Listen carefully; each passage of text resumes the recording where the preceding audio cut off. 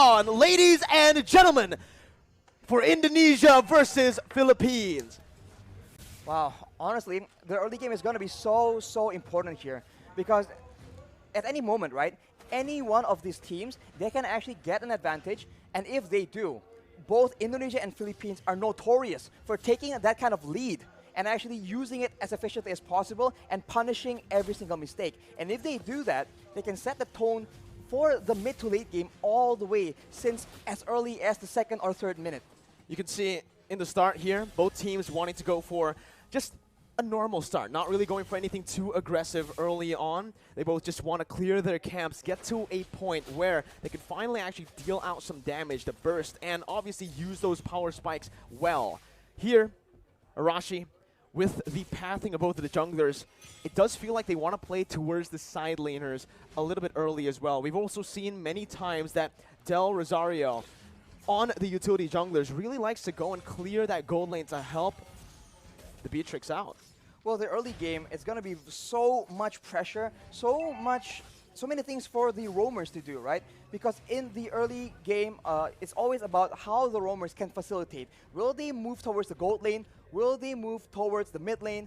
You know, once you get one of your laners ahead, that will allow you to use that lane as the basis to make plays happen. Well, here it is once again, 2 minutes in, and it's going to be Team Philippines who has a bit more pressure around a turtle with the Black Dragon form being popped in. It's still going to be Del Rosario who secures the retribution on the turtle. Divine Judgment going to be popped in towards Patapop, but it's not going to work. That is a very tanky hero, and you can see that despite all the burst damage being used by the Indonesian team, you do see that the Lapu Lapu, man, is just so tanky. And we've seen this from Malaysia yesterday, actually. Formace able to 1v4. Maybe we'll see a similar play out for the Philippines in the bottom side. 2 minutes in, it's already a neutral objective secure for Team Philippines. And now they're going to look, again, just to play it calmly, play it efficiently. And that's exactly what they need to do. They do not need to go for anything too aggressive here when they have the lead. For the Indonesians, they need to make sure that they abuse that Cult Altar as much as possible. They do have the Black Dragon form as well, so those objective takes are going to be very much in their favor, only if they're able to actually get an advantage and actually capitalize on the fact that they have a bit more crowd control and they have a lot more utility that they can actually abuse to force the Philippines into a tough spot. But of course, if they do go too aggressively, there is a Lapu Lapu, there is a Valentina, so a lot of counter-engage potential from the side of the Philippines. Well, here it is, another engage coming in, and that's going to be Dreams taken really low. First blood over to Philippines as they're looking for more. That's the IMU doing work, stealing away to the Divine Judgment and picking up another for Imam in the mid lane. That is what you have to be aware of, man. If you don't want to deal with the engage, you can engage on the engager, and that is exactly what the Philippines have done. They take out Dreams, and they hunt for stragglers afterwards. They have the tempo in the game right now, and if you look at the side lanes, that is where the action will start building up. Because with pressure in all the lanes from the Philippines, they're going to try and cut into the jungle and cut off members of Indonesia from their own backup. I just really like how Soriano is taking this lane, is approaching this lane, this matchup, right? Up against the Melissa, he knows exactly that he is going to lose out if he goes for these trades, if he goes for these 1v1 duels. So what he does is he swaps over to the Bennett just to clear out the waves, rotates over to help this team, and simultaneously gets even more gold because they're trying their best to actually funnel as much towards Soriano. And if Soriano gets a bit more items, he can very easily start poking down members from the side of the Indonesians because there's only one real tanky frontline member in Saykots, and if he is too low for a fight, it's going to be very difficult for the Indonesians to try and contest any kind of objective. Well, ladies and gentlemen, here, Villa Luna in the gold lane. They're looking for some plays here up in the gold lane. The gold lane for sure has been the target for a lot of plays, but here we go, Nibiru's Passion. Soriano picking up a kill, and now Dreams is going to be very low. Gets out just barely here, but you can already see the cut coming in from Del Rosario over the top side. There's going to be flickers over under the tier 2. Dreams not using flicker just yet. Very wise to save that flicker. as he did have a bit of backup. Oof, as we called it out, man, the side lanes. There you go. Indonesia just a bit too late, a bit too behind when it comes to that pressure, and the Philippines absolutely capitalize and punish anybody who doesn't want to back away from their first turret, and they have taken the first structure, the first objective, and with that, they will have a lot more areas on the map to make plays around, and they do have a lot of very good catch. This is it, Arashi. This is the meta that we have been mentioning about. The ultimate bonding experience where they group up as 5 into the mid lane. They start to just put in a lot of mid pressure so that they can actually have more room to play in the side waves. 4 members grouping up and always just dap-a-dap in that XP lane solo. Villa Luna right now, though, has completed that Radiant Armor. That item reduces damage when it comes to multiple instances of damage. So against a Faramis, against a Kaja or the Gusion, it's going to be very good. But look at that. Pick potential over to Del Rosario, but he comes in using so much damage with Appraiser's Wrath, taking back a whole lot of HP and outplaying the situation, turning it completely around. It's looking bad for Indonesia, as that's going to be the 3rd turtle over to Philippines with no trades on the board, no turrets, no kills so far. They put a trigger on that play with the objective to try and force the Philippines' hand, but instead the Philippines has all the answers. A tanky front line, 2 tanky front lines in fact, and a lot of utility to ensure that their member stays alive, and afterwards they can just chase and take out members of Indonesia one by one, and even then, they go for the pressure, and it seems like the Indonesians, they have to try and make a huge play happen, or a massive pickoff, but it's going to be very difficult because the positioning from the Philippines is way too good. The setup, the positioning, and the trigger instantly onto Saykots, picking him up, baiting Indonesia over to that bottom side to pick up a free turret and 2 free kills in the process. It does feel like so far in this game, the Philippines are a step, maybe even 2 steps ahead of Team Indonesia, as Dream's going to get knocked up. Imam looking for that follow-up, just to zone Indonesia away from the tier 2 as they look to start sieging down on every single turret. The damage difference right now from both teams is just so difficult to deal with. We mentioned how there's only one real frontline on the side of Indonesia, and look at what happens to him in a big fight. He gets taken out. The cult altar is so non-existent. The Philippines are able to just burst through it and go on with their day. Soriano right now with the Malefic Roar completed. That is a lot of penetration on top of the already insane amount of damage and burst that the Beaches can bring to the table. This is what Philippines loves to do when they're ahead, right? They use the distraction that is Dapadap, who's practically currently unkillable on that Lapu-Lapu. They use him as a distraction in the side lane, solo, picking up a turret. Meanwhile, they set up on the other side. Usually, they like to play on the opposite side and use the conceal to catch the enemies off guard. But there, you can see, again, a curveball thrown over to Indonesia, or maybe Indonesia have done their research onto how Philippines likes to play with the lead. They take another step ahead, and they think 2 steps ahead of Indonesia. Right now, again, it's going to be Divine Judgment coming in, but it's all onto the frontliners with a lot of the resources burnt out. It's going to be Saykots who jumps in and finishes off Soriano in the back lines, splitting Philippines in 2. Imam now flickering out, getting to safety, but all that was for the Lord. It's a 2-for-1 in the end. 2 kills over to Indonesia for a Lord take. Arashi, who's it worth for?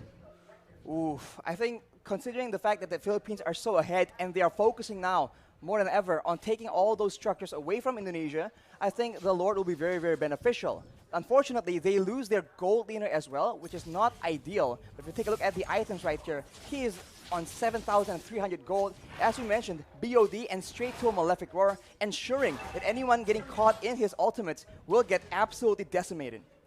What's another thing that I want to mention is the fact that the kill, 2 kills that Indonesia picked up earlier, was onto 2 members with no bounty. There was no shutdown there. So even though Indonesia were able to find some kills, it was just normal gold. It wasn't the added gold that we usually see.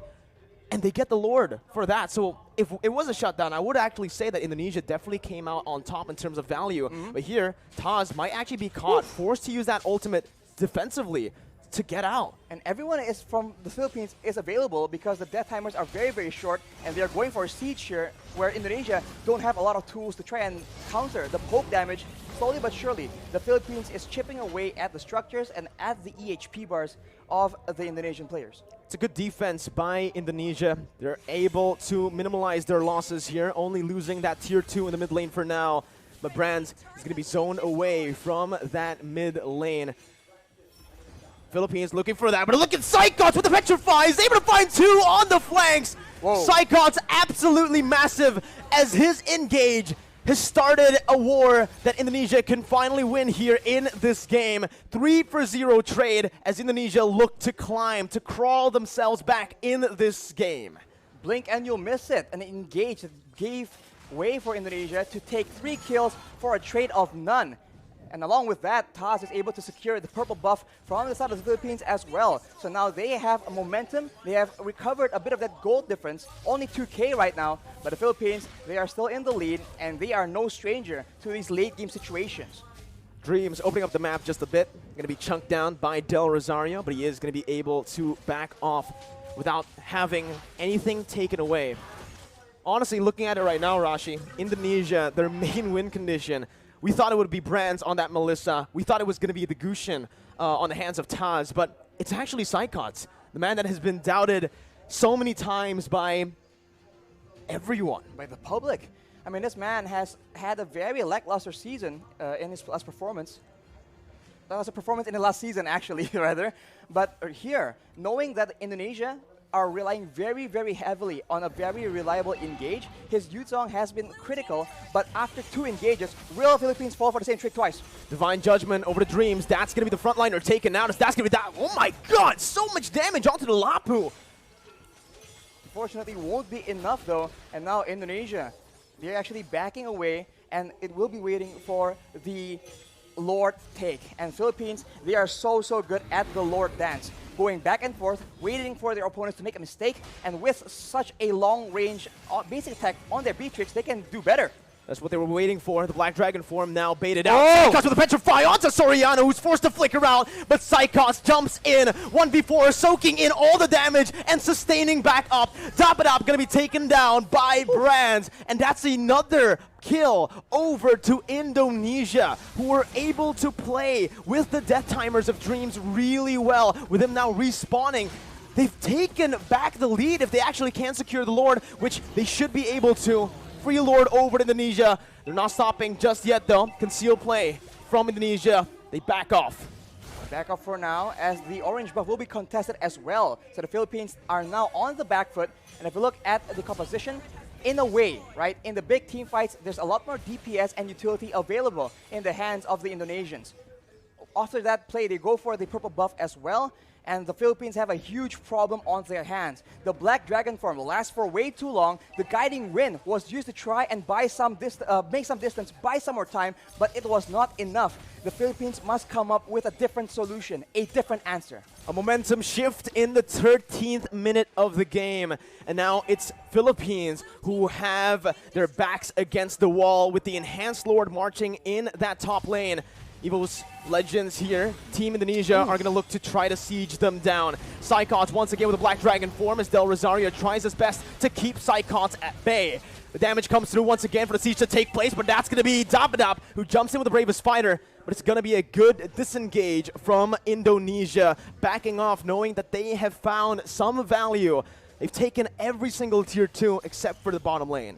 And look at how Saykots is playing around with his Petrify, man. He goes in for the Black Dragon form, but he doesn't always use that Petrify. And when you think about it, the Petrify is what makes these engages so dangerous. It guarantees the Furious Dive knockup, and that is what allows Indonesia to just be a lot more elusive. And as we talked about it earlier, this is what is so dangerous. They can feint around, act like they're about to engage a fight, and then back away. The Philippines need to identify the right moment and then adjust accordingly. Do they want to go and fight after the Black Dragon form is down, or do they want to just stall? Villaluna with that circling eagle over the Brands, but it's going to be baited in with the cold altar placed as well. Soriano targeted by the flanks, and that's going to be Taz who picks up the Beatrix. Soriano taken down, Brands in the midst of it all, still life stealing with his fire. Bro, it's massive. He is an absolute beast as he wins the battle for Indonesia.